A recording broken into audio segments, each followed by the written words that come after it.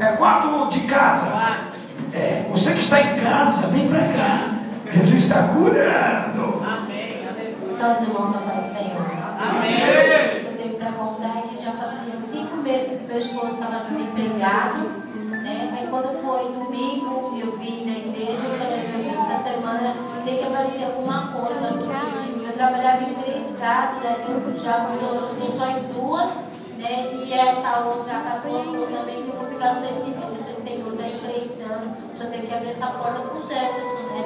Aí quando foi na segunda-feira, ele foi ver o emprego, aí chamaram ele e falaram que era das 2 às 10. Eu já tinha falado para ele que eu não queria que ele trabalhasse nesse horário, porque ele não iria vir na igreja. Mas vem domingo, deixa eu trabalhar. Não, mas aí, pastor, aí dessa vez ele me ligou lá da agência e falou, o meu emprego. Trouxe o crachá e trouxe. Só que é das 2 às 10. Eu falei, tá Tá bom. bom, deixa que domingo ele vem pra igreja. Deixa eu trabalhar. Aí ele trabalhou na quarta.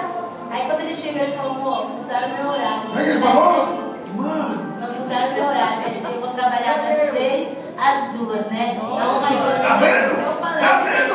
eu não quero. Já baixou o negando o negócio. Então, aí ele trabalhou só um dia. Quanto tempo tá aqui? Fala pro povo.